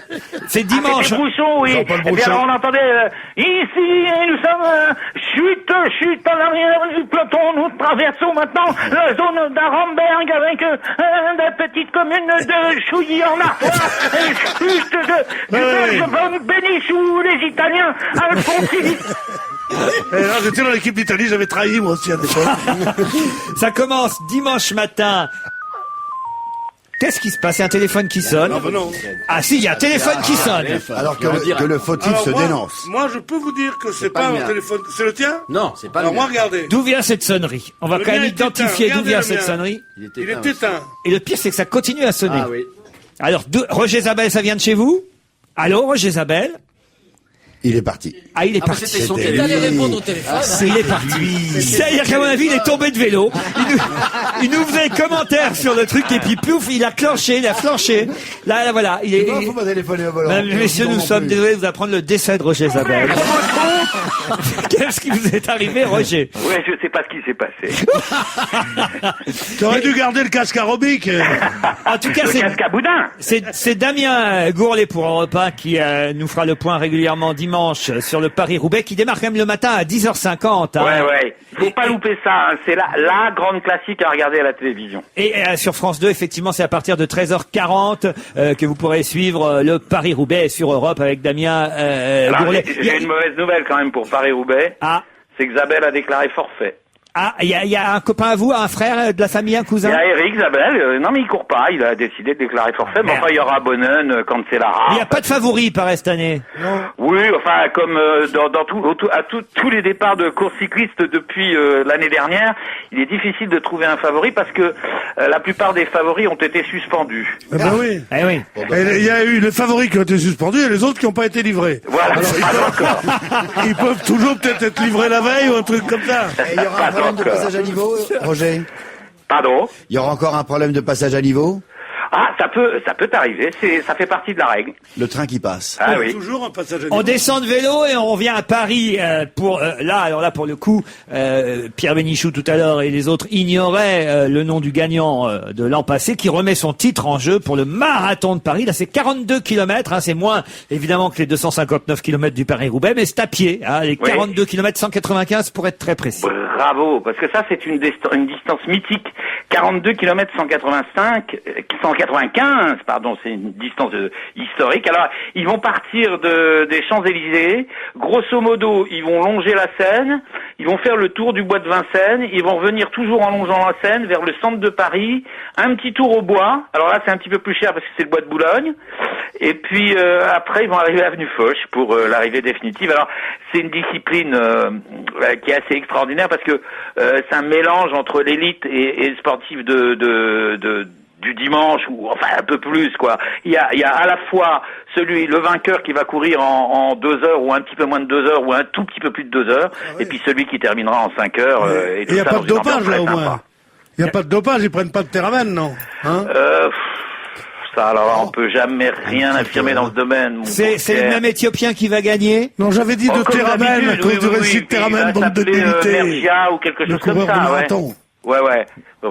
Alors, il y a beaucoup de Parisiens sont ravis de ce marathon, sauf bien entendu ceux qui restent enfermés dans les voitures pendant des heures parce qu'ils sont bloqués par les bouchons. Le dimanche matin, ils vont pas nous faire chier, y compris le dimanche, ça va, tout le monde le sait, ça. Alors, il y a un truc, pour les amateurs qui vont courir leur marathon pour la première fois, ils vont ressentir, comme tous les marathoniens du monde, à partir du 30-35e kilomètre, un énorme coup de barre. Il faut pas qu'ils s'inquiètent. Après, c'est marche ou crève jusqu'à 42 km. C'est toujours difficile. Faut quand même dire qu'ils sont 35 000 à participer à cette 31e édition du marathon de Paris. 35 000 marcheurs. Oui, coureurs. Coureurs, pardon. Coureurs. Et 35 000 qui se sont préparés depuis probablement 6 mois, 1 an. Pour moi, ils marchent, ils courent pas. Il y en a qui terminent en marchant, je peux vous le dire. Franchement, on est d'accord. Vous vous rappelez la gueule de Jimmy Carter quand il avait fait le marathon de New York et qu'il avait justement au 30e kilomètre qu'il était tombé dans les pommes, là. Vous vous souvenez de ça? Mais je ne sais pas si vous avez vu ces images terribles du dernier championnat du monde là, c'est de cross-country en Afrique, où on a vu là vraiment des athlètes à la limite de l'épuisement et presque de la mort et du coma. Allez, il vous reste 1 minute pour nous parler de la Formule 1, Roger. Formidable, Grand Prix de Bahreïn, départ à 13h30 dimanche. C'est en direct sur TF1. Il y a les essais qualificatifs demain à 13h sur Eurosport. Avec la reprise du pouvoir par McLaren, on a assisté à un doublé Alonso-Hamilton à Sepang dimanche dernier. Et là, les Ferrari vont vouloir absolument prendre une revanche. Mais on a confirmation qu'il y a un nouveau phénomène de la F1 qui est arrivé. 2 courses, 2 podiums. Il s'appelle Lewis Hamilton. Le black de la course. Ouais, il est beau mec. Il est déjà riche. Il est super sympa. C'est un peu le Tiger Woods de la F1. Ouais. À partir de 13h30 sur TF1, évidemment, pour ceux qui veulent voir la course. Moi, ça me fait suer les voitures qui tournent, mais de temps en temps, j'aime bien savoir. Alors, j'écoute sur Europe Dominique Bressot qui nous donne, non, mais c'est plus bien depuis qu'il lève plus les bras. Après avoir fini de donner l'essence. Et tu sais qu'il faut pouvoir sortir les bras du cockpit, c'est pas là. Mais non, quand tous les ouvriers qui mettaient l'essence, l'essence et les pneus, et pour dire que c'était fini, ils levaient les bras tous. Ah bah oui, maintenant ils le font, ils lèvent quand ils ont fini de mettre les pneus. Oui.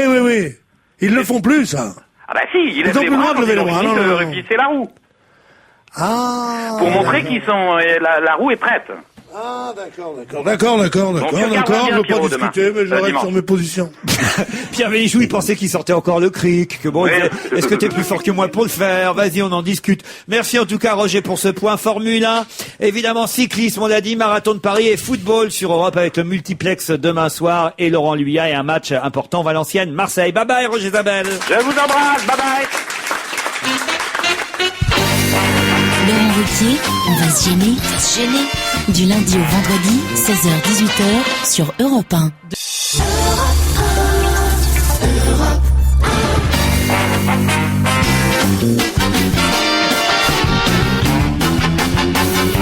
Vous écoutez Europe 1, il est 17h29 et c'est l'heure de Serge Liado. Bonjour Serge. Bonjour à tous. Les chansons qui se ressemblent aujourd'hui sont assez modernes pour l'une d'entre elles, puisque elle est de l'année dernière, mais fin d'année dernière, 2006. Il s'agit d'une bande originale d'ailleurs. Oui, c'est la bande originale du film Je vais bien, ne t'en fais pas. C'était chanté par un groupe, on appelle ça un groupe, bien qu'il ne soit que deux.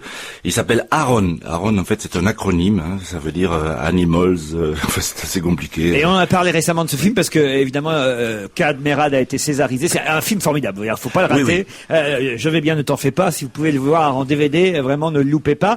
Mais alors, c'est vrai que la chanson du film est un succès. Et cette chanson, vous dites, elle ressemblerait à un titre des Supertramp. Oui, c'est une très belle chanson, mais elle a une chanson jumelle qui date de 1974 et qui était interprétée par Supertramp. En effet, ça s'appelait School.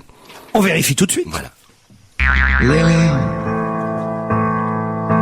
take another walk out of your fake world. Please put all the drugs out of your head. I can see you in the morning when you go to school. Don't forget your books, you know you've got to learn the goals. No, there's still a place for people like us. The same blood runs in every head. Tell you not to hang around and learn what life's about, and grow up just like them, won't let you work it out, and you're full of doubt. You see, it's not the wings that make the angel. Just have to move the bats out of your head. Maybe I'm mistaken, expecting you to fight, or maybe I'm just crazy, I don't know wrong and right. Don't become a ghost without no color, 'cause you're the best things life ever made. You're coming along.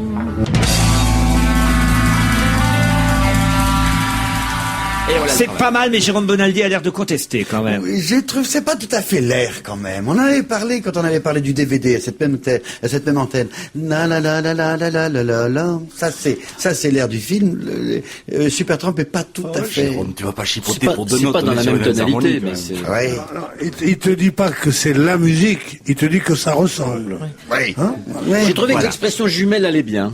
Voilà, ce sont des chansons jumelles. Voilà. De même que nous avons tous un sosie à nous dans le monde. Des chansons cousines, vous diriez, Pierre? Oui, moi je dirais des chansons cousines. De province. Parce que des jumelles, il y en a de moins en moins. Ça va plus loin. Et les jumelles, c'est l'exactitude absolue. Ah oui, oui. Ça dépend. Si c'est des monozygotes ou des... Il y en a qui zigotent pas du tout, qui se ressemblent. Sont-elles monozygotes? Polémique à la nouvelle star. En effet, certains membres du jury, Marianne James, la première, qui a profité du direct pour contester le choix du public, qui surtout a fait remarquer que parmi les trois éliminés, il y avait beaucoup de colorés, comme elle a dit. Et le lendemain, effectivement, après une nuit de repos, André Manoukian a un peu remonté, lui aussi a dit la photo de ces trois blacks côte à côte désignés par le public pour l'élimination, ça fait mal. Après, bon, faut pas trop vite tirer des conclusions sur le racisme, a dit André Manoukian. Bon, alors voilà, il y avait aussi, il faut le dire quand même, parmi les qualifiés et les préférés du public, je crois, un black. Donc c'est vrai qu'après tout, faut pas non plus en tirer des conclusions. Ouais, mais quand même. Ah, quand même, vous. Oh ouais, s'ils veulent pas qu'il y ait des trucs comme ça, ils n'ont qu'à pas les engager. Et après, il faut pas les renvoyer. C'était pas les plus mauvais qui ont été éliminés, et c'est un euphémisme. Alors Serge Diado, vous avez mis ça en chanson. Voilà, à la manière de Nino Ferrer.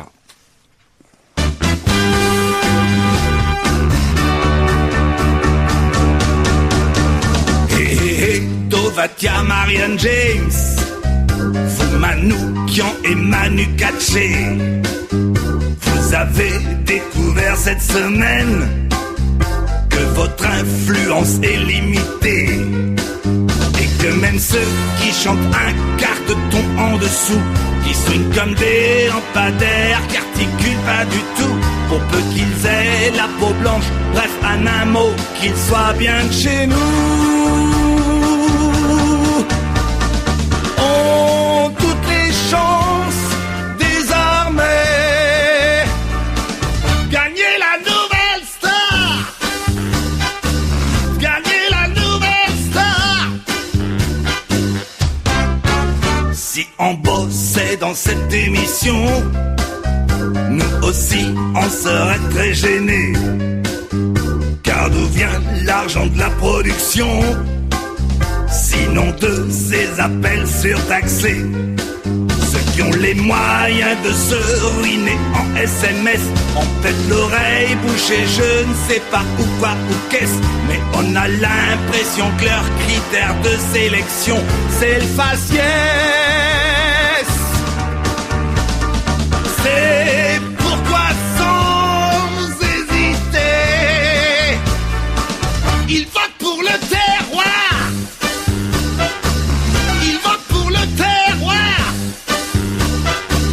Dans ces émissions où l'on vote, moi j'entends comme un bruit de botte. Et y a pas qu'à la Nouvelle Star où on se met à broyer du noir. Paraît qu'à la Starac aussi, Pascal Nègre se fait du souci et ça lui file un cafard noir. Bravo Sergiano. Formidable. C'est très réussi. C'est très drôle, c'est formidable, mais ça pose un problème formidable, ce truc. Follement important et intéressant. Moi, je me souviens qu'un jour, en mai 68, il n'y a pas d'hier, à la Sorbonne, il y avait un noir qui parlait. Il n'arrêtait pas. Et il y a un mec, tout d'un coup, qui lui a dit ta gueule. Et il y a eu une stupeur dans la salle, qui évidemment était contre tout racisme, contre tout machin. Et quelqu'un m'a dit, mais c'est formidable, on en arrive au point de non-racisme où on peut dire ta gueule à un noir, à un juif, à un arabe, sans passer pour un truc comme ça. Et oui. Moi j'aimerais qu'on arrive dans une société où on peut renvoyer 3 types qui sont noirs d'une émission, parce que on les trouve mauvais, pour une raison ou une autre, sans que ça fasse un truc. C'est le contraire de la discrimination positive. Oui, sauf que là, en l'occurrence, les 3 éliminés étaient meilleurs que ceux qui sont restés. C'est ça le problème. Mais pas d'après le public. Pas d'après le public. Ouais. Ah, pas d'après le public. C'est ce que j'ai eu, en tout cas. Ouais, c'est le public qui vote. D'après le jury aussi. C'est tout le souci. Mais le jury, en fait, il y en a un qui dit, attention, il y a aussi le problème des villes. Les gens ne votent plus forcément pour les meilleures voix, mais pour ceux qui sont de leur région. En fait, c'est devenu un concours Miss France ou Mister France. C'est-à-dire le type, il a qu'à être de, je sais pas moi, de Lille. Tous les Lillois vont voter pour lui. L'autre a qu'à être de Nantes. Tous les Nantais vont voter, quelle que soit finalement la qualité vocale. Ce sont des candidats du terroir. Voilà, exactement.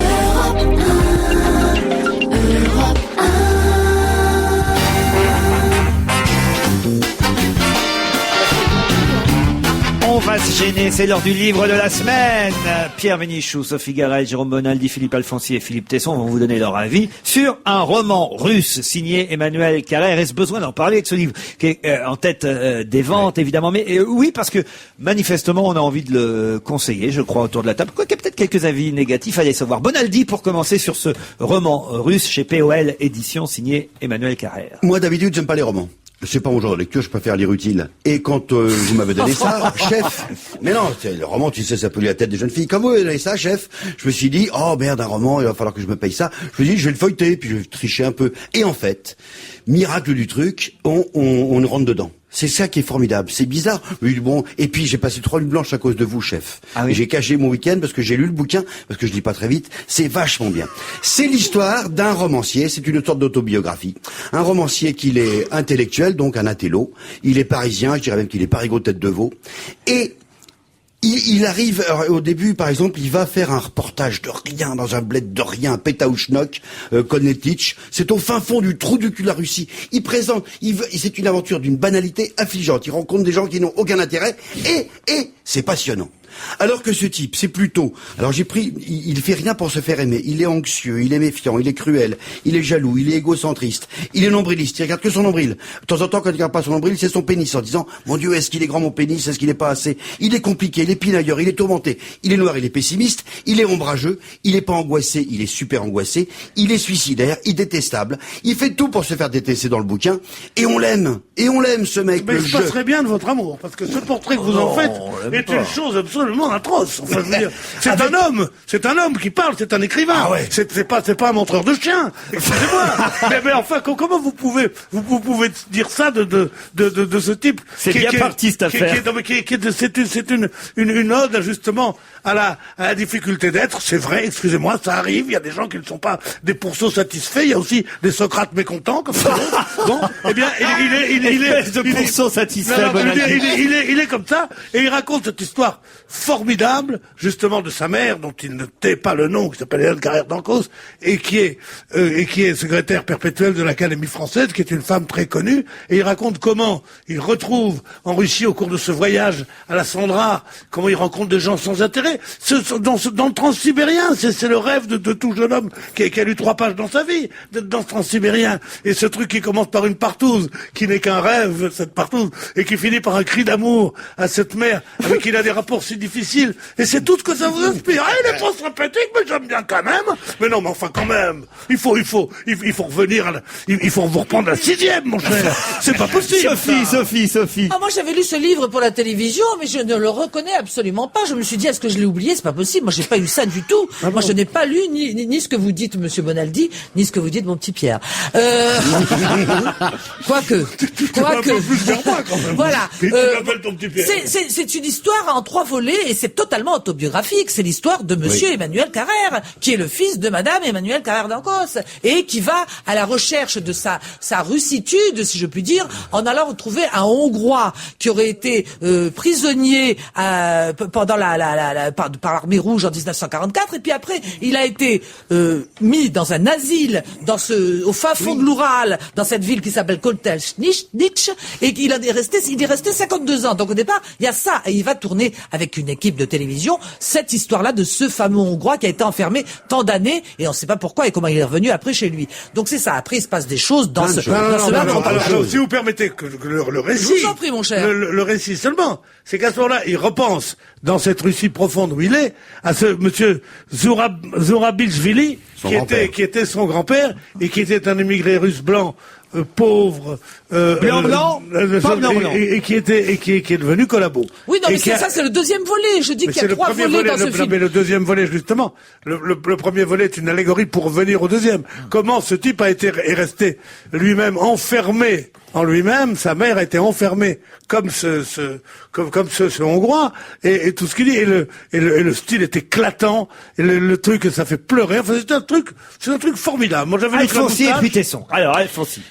De toute façon, moi, je suis un peu d'accord. Je sais pourquoi Bonaldi a aimé, parce que ceci n'est pas un roman, comme dirait Magritte. Ça n'est pas un roman du tout. C'est un reportage. C'est une biographie. C'est une chronique familiale. Tout est vrai. Absolument. Une histoire d'amour passionnante. C'est une histoire d'amour extraordinaire, avec des moments, il met complètement ses tripes sur la table, et c'est vrai qu'il a des moments sympathiques, des moments antipathiques, mais c'est vrai, c'est un homme, voilà, c'est un homme qui se livre complètement, qui livre sa famille, qui livre sa petite amie, qui livre sa mère, qui livre tout, et qui à la fin fait une déclaration d'amour à sa mère extraordinaire. La dernière page, lis la dernière page. Extraordinaire. Bon, mais lis-la toi. Toi. Mais c'est étonnant. Moi, je suis très surpris que ce livre, qui quand même est complexe, parce que ça n'est pas un roman précisément, parce que ça n'est pas une biographie totalement, parce que ça n'est pas un reportage. Au fond, c'est un livre de journaliste qui saurait remarquablement bien écrire, voilà, et qui met tout ce qu'il a dans ses tripes sur la table, et c'est pour ça sans doute que ça marche. C'est que les gens entrent dans la vie privée de ce type, entrent dans la vie privée de cette famille, comme on n'entre jamais chez quelqu'un. Et on est complètement chez lui, on comprend tout. Il y a une scène de jalousie au téléphone avec sa femme, qui est la chose, qui est la chose la plus extraordinaire que j'ai lue. On se reconnaît tous à un moment donné dans ce gars-là. Alors, je dis à toutes les femmes qui nous écoutent, ne sortez jamais avec Alfonsi, parce qu'il est comme Carrère. Lisez Carrère, vous verrez ce qui vous attend si vous êtes avec Alfonsi. Mais il est salaud avec Sophie. Mais oui, mais justement, il est méchant, il est cruel. Ce qui est extraordinaire, c'est qu'on se dit, mais enfin, il déconne, c'est grave. Il déconne, il délire. Et puis, on s'aperçoit qu'il avait raison. Mais attends, c'est extraordinaire. Je trouve que c'est ça qui est formidable dans ce bouquin. C'est qu'il y a une espèce de vérité, de crue comme ça, mais remarquablement bien écrite. Philippe Tesson, maintenant. Moi, je suis pas d'accord avec Philippe. Je trouve que c'est un roman. C'est un roman même exemplaire, et c'est pas parce qu'il y a une partie vécue dans ce roman que c'est pas un roman. La vie est un roman, de toute façon. Et si l'expression roman total, qu'on emploie assez souvent, et avec nostalgie, a un sens, c'est bien avec ce livre-là, c'est vraiment comme on faisait au 19e, c'est vraiment un roman total, parce que c'est à la fois un roman familial, c'est-à-dire la plongée dans l'histoire trouble, ambiguë, profonde d'une famille. C'est un roman initiatique, comme on dit, parce que c'est l'histoire d'un type qui est vraiment à la recherche de son identité, et de son histoire, et de son identité, à travers une angoisse, une douleur, une inquiétude très profonde. Qui ne l'est pas. C'est un moment, c'est bien ce que je dis. C'est en même temps, oui, mais ça s'ajoute à d'autres choses. C'est en même temps un roman d'amour superbe, avec sa dimension de sensibilité et sa dimension de sensualité, parce que c'est vrai qu'il y a beaucoup de sensualité dans ce livre. Ah, c'est chaud. C'est un roman épique. C'est comme on ne fait plus, encore une fois, parce qu'il prend en compte l'histoire récente, l'histoire universelle, la société, toute la profondeur et la complexité du mystère humain. Je trouve que c'est un livre formidable, c'est un des plus beaux romans, moi, que j'ai lu depuis l'après-guerre. Je le tente, la dernière page. Donc, non, c'est pas la dernière page. Ah si, c'est l'avant-dernière, enfin, quasiment. Si, j'écris ces dernières... Ah bah si, quand même, c'est magnifique. Je vous conseille de lire la page. L'autre page, si vous me permettez. On va pas lire tout le bouquin, Pierre. Non, mais celle qui est formidable, c'est quand il raconte cette ode d'amour à sa mère, justement. Pour aller au cinéma, il faut écouter les conseils de Monique Pantel. Bonsoir, Monique. Bonsoir. Vous avez Vendredi 13, ça m'a pas porté bonheur. Ah, c'est vrai. J'aime pas les films, sauf un. Ah, quand même, c'est déjà ça. Bon, écoutez, par quoi on commence? J'ai envie de commencer peut-être par Goodbye Bafana. Bon. Oh, l'enthousiasme. Avec Joseph Fiennes et Diane Kruger, quand même. Oui, mais enfin, c'est Nelson Mandela. Ah oui. Emprisonné durant 27 ans. Alors, c'est une histoire qui aurait dû être très belle et très passionnante. C'est un film historique. C'est un film historique. C'est donc Joseph Fiennes qui joue le geôlier raciste de Nelson Mandela. Il est marié avec l'autre là que vous avez dit qui est très très belle. Et petit à petit, il tombe sous le charme de Mandela, mais enfin c'est beaucoup trop long et ça enlève l'émotion. C'est bien dommage. Je regrette pour Nelson Mandela que j'aime et qu'on aimera toujours. Alors, allons voir du côté du candidat le premier film de Nils Arestrup, avec Nils Arestrup, mais surtout Yvan Attal qui joue le fameux candidat en question. Eh bien, refusé. Ah, merde. Un film aussi pesant, c'est heureusement rare. Se prenons pour Orson Welles, cet acteur colérique de théâtre, Nils Arestrup, il a tout fait. Scénario, mise en scène et même un petit rôle de Deus ex machina, naturellement. Donc, il pilote un pauvre candidat, parce que le vrai candidat a un cancer, le pauvre. Alors, Yvan Attal, qui s'est renseigné, allez donc, ça va pourquoi, auprès du mari de Ségolène, il joue plat. Il a l'air atterré, et nous aussi. Enfermé dans une grande maison avec des conseillers bizarres, il s'enquiquine, nous aussi. Philippe Tesson n'a pas l'air d'accord, Philippe. Vous l'avez vu? Oh, bah, c'est un peu sévère, quand même. C'est un peu sévère, surtout sur Arestrup. Eh ben, je l'aime pas du tout. Hein. Ouais. Il a battu des copines à moi, alors ça... tout s'explique. Ah, bah voilà, non, mais alors, si vous n'êtes pas objectif quand vous faites vos critiques, alors là... Mais c'est pas bon, ce film, monsieur. Philippe, défendez-le, alors. Non, mais c'est un sujet, en tout cas. C'est un sujet. Il y a une dimension de dérision politique qui est quand même assez marrante. Non. Alors, bah, c'est pas un point de vue d'expert en cinéma que je donne. Non, moi j'ai un point de vue de grande experte. Dangereuse séduction avec Bruce Willis et Halle Berry. Alors c'est quelque chose. Hein. Ah oui? C'est quelque chose. Je suis allée pour évidemment Halle Berry qui est superbe et un petit peu aussi pour Bruce Willis qui est charismatique. Alors elle est journaliste, elle le soupçonne d'être l'assassin de sa meilleure amie d'enfance. Évidemment, c'est pas ça du tout. Il y a que c'est comme au Trampolino, il y a que des rebondissements plus cons les uns que les autres. Donc finalement, ça vous plaît pas, quoi? Non du tout. On peut passer un bon moment, je suis sûr quand même, non? Non. Anna M, film de Michel Spinoza avec Isabelle Carré, Gilbert Melki, Anne Consigny. Isabelle Carré, c'est une actrice que j'adore. Elle est lumineuse, comme on dit à chaque fois. Elle est géniale. Mais dans ce film destiné exclusivement aux étudiants psychiatres, elle est une érotomane, c'est-à-dire qu'elle tombe amoureuse d'un mec, Gilbert Melki, très bien aussi, et elle se croit aimer de lui pendant presque 2 heures, elle le harcèle, le siège, le persécute, il porte plainte, on ne le croit pas, c'est sinistre, et là, c'est vrai, de tels cas existent, je me le suis fait confirmer, ça mène jusqu'à la mort, et là, c'est le cinéma de divertissement qui est tué. Ah oui? Ça vous a pas plu non plus? Alors. Non, pas du tout. Oh, je sens que vous êtes de mauvaise humeur cette semaine. Non, mais pas du tout, je suis ravi, il fait beau sur ma terrasse. Peut-être un film coréen, alors le vieux jardin. Mais l'autre là. Ah bah attendez, laissez-moi choisir l'ordre, Monique. Un film coréen, Le Vieux Jardin. Oh ben celui-là, je l'adore. Ah, c'est un très joli film. Très très joli film. 1980, je vous dis pas les noms, c'est compliqué, c'est Yoon. Moi je peux vous le dire, c'est un film de Im Sang-soo avec Yoon Myung-ah et Ji Jin-hee. Alors Yoon, machin là. Ça sans papier, sans rien, c'est formidable. Voilà. Il est formidable. Hein, c'est Isabelle Motro qui m'a fait une note phonétique. Oui, parce qu'elle a dû se dire que je ne saurais pas le dire. Hein. Elle a aimé ce film aussi en tout cas. Ah non, c'est magnifique. Hein. C'est un militant et il se bat et tout d'un coup là, après une manifestation extrêmement violente, il fuit l'armée de Corée du Sud et se réfugie chez sa belle amie Yeon-hee. Le décor est superbe, elle est absolument ravissante, mais il la quitte pour reprendre le combat. Là, moi, j'étais très triste et j'avais raison. Il reprend le combat, il sera emprisonné pendant 17 ans. Elle vient le voir pendant un moment et quand il sort, il la recherche. Elle n'est plus là. C'est poétique, c'est poignant, c'est sans espoir, c'est magnifique et au moins c'est pas pute. C'est sincère. Le vieux jardin, on retient. Et puis un mot sur Sunshine, le film de Danny Boyle. Grotesque. C'est un vaisseau spatial qui part avec une bombe atomique à son bord et puis tout un tas de savants pour faire éclater le soleil, enfin lui faire du bien, quoi, parce qu'il ne brille presque plus. Il va s'éteindre. Le scénario brille pas du tout non plus. Hein. Alors voilà, ça se traîne. Il y a un type qui conduit le bateau, le vaisseau, qu'on dit, qui déraille. Et le pauvre vaisseau, il s'en va dans l'atmosphère. Enfin, où est passé le talent de Danny Boyle? Je voudrais savoir. Oui, parce que c'est lui qui avait fait Trainspotting. Hein, et c'était formidable. Les petits meurtres entre amis, c'est bien ça? Mais oui, mais qu'est-ce qui leur arrive aux gens?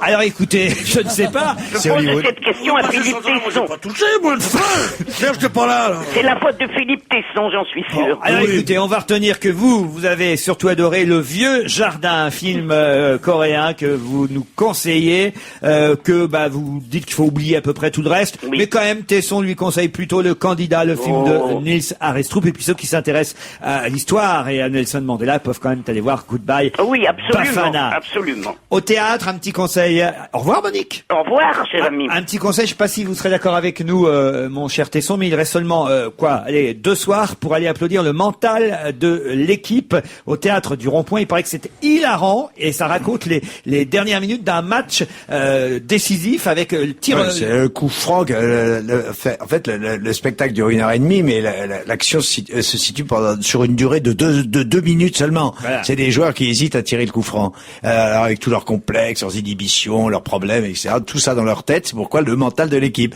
Oui, on peut y aller, mais puisqu'on est au Rond-Point, si on a le choix, moi j'irais plutôt voir Yolande Moreau. Avec son film Quand la mer monte, suivi du spectacle qui est au cœur du film et elle est sur scène. C'est rare, c'est formidable. Et bien voilà 2 conseils de sortie si vous êtes à Paris ou passez par Paris. Bon week-end de toute façon en écoutant Europe 1. On se retrouve lundi entre 16h et 18h.